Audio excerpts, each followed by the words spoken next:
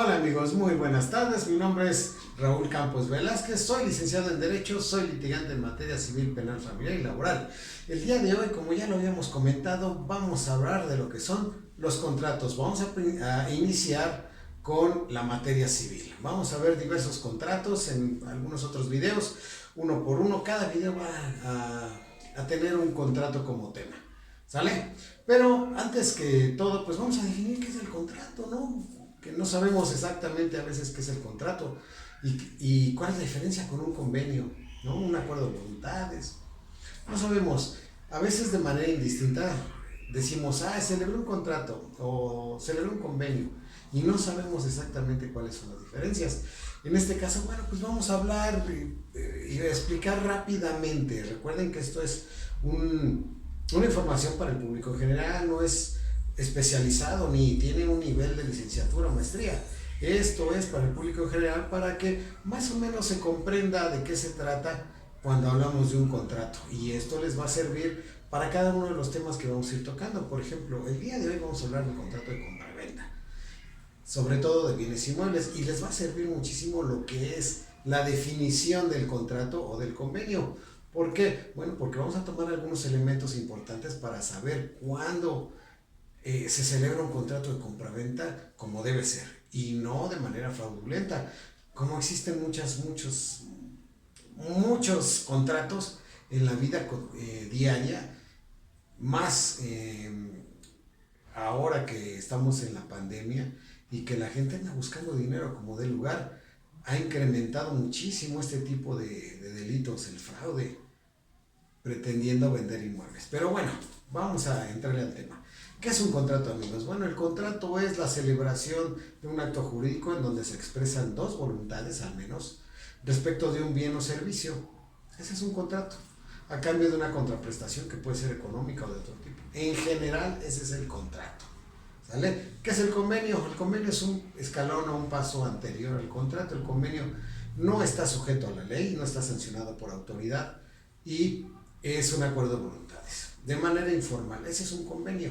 Ahora en los juzgados se pueden llevar a cabo convenios como las pensiones alimenticias, y ya cuando se elevan a calidad de sentencia, entonces ya son unos contratos que se deben cumplir, o si no, los jueces obligan a cumplirlo a las partes. Entonces ya se elevan a la calidad de contratos. Pero, repito, se celebran de manera informal, puede ser en la calle, puede ser en los juzgados, los convenios, hasta que no se eleven a calidad de sentencia o sean aprobados por una autoridad, se convierten en contratos. Miren, de manera cotidiana todos celebramos actos jurídicos. Ejemplo, cuando nos subimos al micro, ahí celebramos un contrato. No es necesario que se establezca por escrito. Nosotros nos comprometemos a pagar cierta cantidad, y el chofer o el conductor operador de la unidad se compromete a llevarnos a tal o cual lado, a cambio de la prestación económica. Entonces es un contrato de prestación de servicios. ¿Sale? Todos los días vamos al tianguis, vamos y andamos por la calle celebrando contratos de manera informal. Pues sí, son contratos, aunque no estén firmados, aunque no estén por escrito, son contratos porque existe la voluntad de las partes de intercambiarse servicios u objetos a cambio de una contraprestación económica o de otra índole. ¿Sale? Bueno, vamos a pasar ahora sí a lo importante, que es el contrato de compraventa, amigos. ¿Sale? Este tema es interesantísimo porque generalmente realizamos compras, ¿no?, en tiendas de autoservicio o en lugares donde venden electrodomésticos, o a otro nivel cuando tenemos un vehículo. Todo lo que se mueve, muebles, así por eso viene su nombre, porque son móviles, son trasladables de un lugar a otro. Se pueden hacer contratos así, en un documento se firma: te vendo mi computadora, te vendo mi celular, firmamos un contrato, te lo doy, me das una prestación, una contraprestación en dinero, listo, contrato de compraventa de bienes muebles. El problema es cuando se hacen el trato sucesivo, es decir, cuando se vende una computadora, ejemplo, o un vehículo en pagos, ¿no? En pagos, en cómodas dificultades, dicen por ahí. ¿Sale? Entonces, cuando se incumple con los pagos, entonces vienen las sanciones o vienen las demandas por falta de cumplimiento de pago. O cuando no se entrega la cosa y se liquidó, o se está liquidando y se quedó que se iba a entregar la cosa y no se entrega. Entonces ahí vienen las demandas por el incumplimiento de una de las partes, ¿vale? Ese tema lo vamos a ver mucho después, porque ya es una cuestión procesal, es una cuestión adjetiva que viene en la ley secundaria, y entonces pues entrarle a un tema de juicio ya es un poco complicado. Primero les voy a dejar las bases para que más o menos se comprenda en términos generales de qué se tratan los contratos. Recuerden que esta orientación que yo doy en estos videos es para el público en general, para que se comprenda rápidamente y tengan un panorama de defensa, para que no los engañen, ¿no?, otras personas que quieran abusar de ustedes. Bueno, ahora vamos a ver lo que es rápidamente. Si se fijan, es rápido. Bienes inmuebles. Esto es importante porque, miren, ¿qué se debe hacer? Los pasos que se deben seguir para comprar un bien inmueble, departamento, casa, terreno o cualquier otra cosa que se refiera a una propiedad, ¿no? A una propiedad que implique tener una escritura pública. ¿Qué se necesitará? Ustedes imagínense que van a comprar una casa, departamento, un terrenito.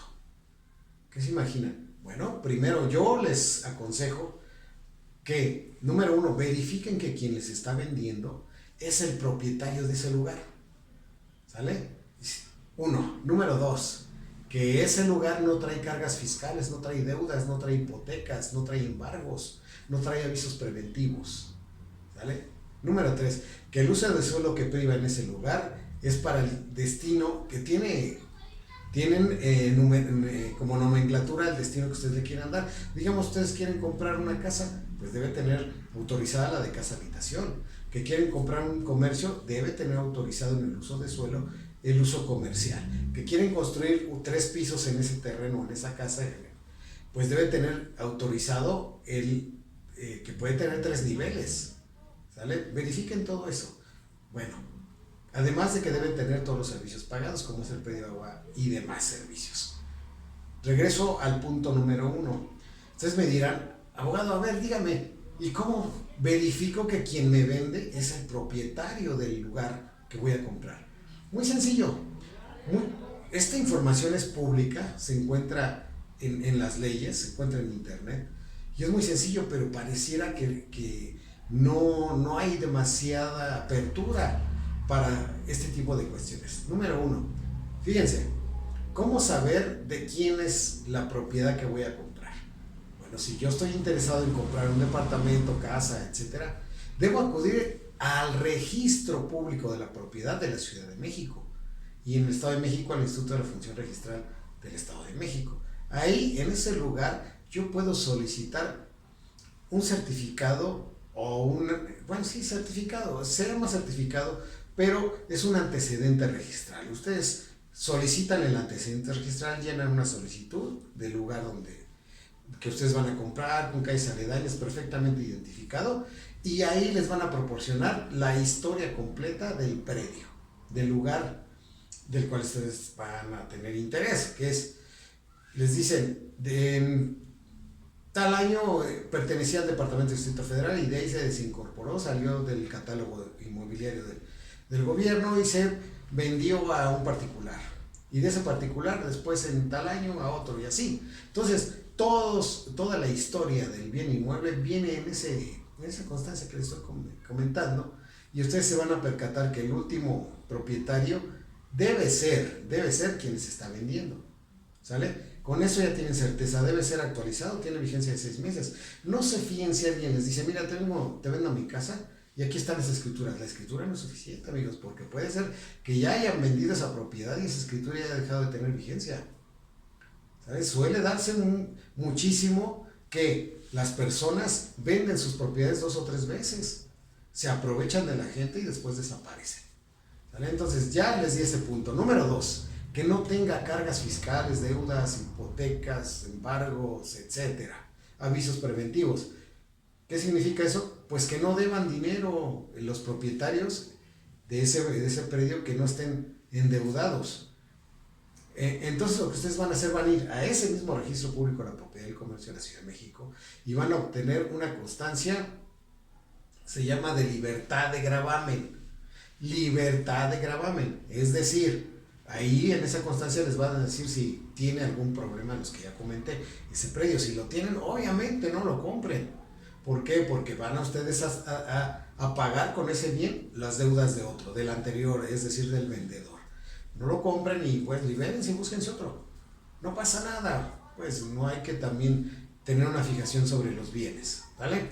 Y la tercera, que es el uso de suelo. Yo les comentaba, miren, yo trabajé en el gobierno hace tiempo y nosotros nos dedicábamos, en el área donde yo era titular, a recuperar bienes que tenían, número uno, que pertenecían al gobierno de la Ciudad de México, el gobierno del Distrito Federal en ese tiempo, o que tenían el uso de suelo de área natural protegida, suelo de conservación ecológica.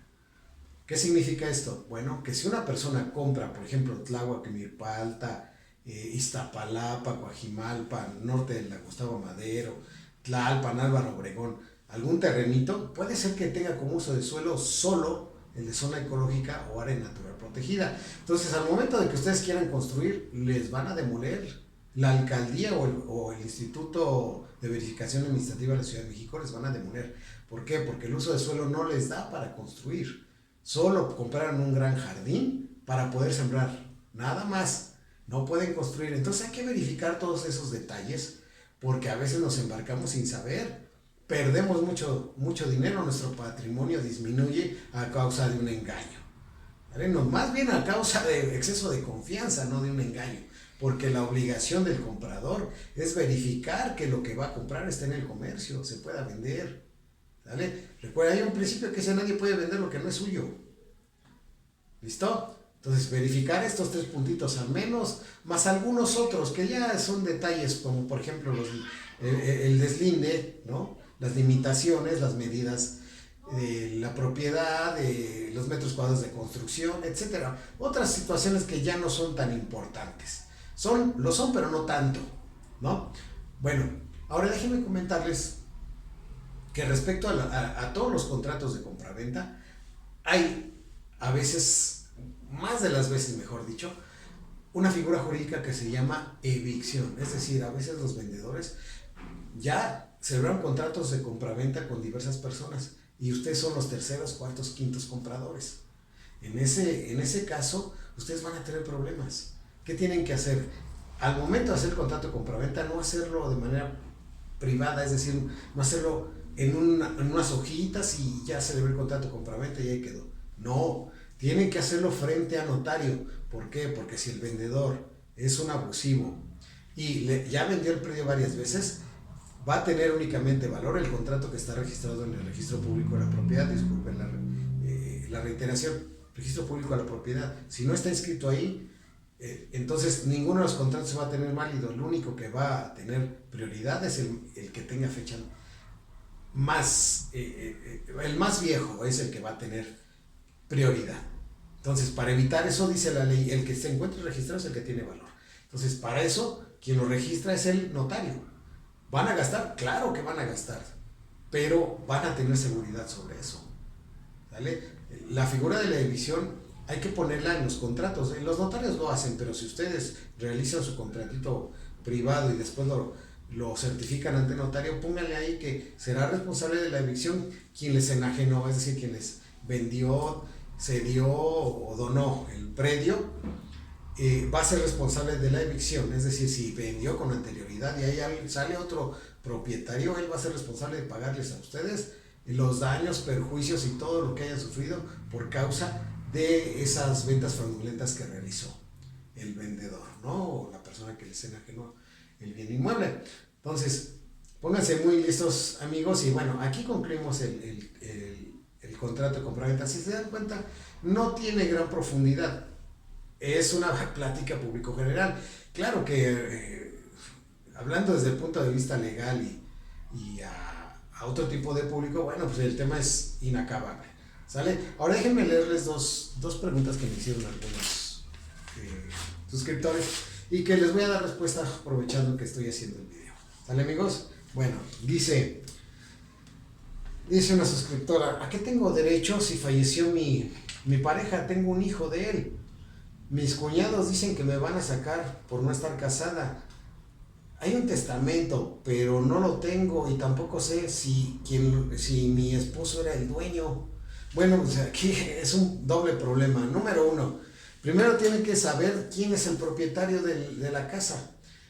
Ya lo comenté, ir al registro público de la propiedad, verificar quién es el propietario y después iniciar un juicio intestamentario. ¿Para qué? Para que el juez en ese proceso le pida el Archivo General de Notarías remita, si existe, el testamento en copia certificada, y así usted en el juzgado se va a dar cuenta si hay o no testamento y si se vio favorecida con el mismo. Si usted no está casada, puede realizar su trámite de concubinato, con el cual usted puede pelear la propiedad, una parte proporcional a la que le toque, en compañía de su hijo.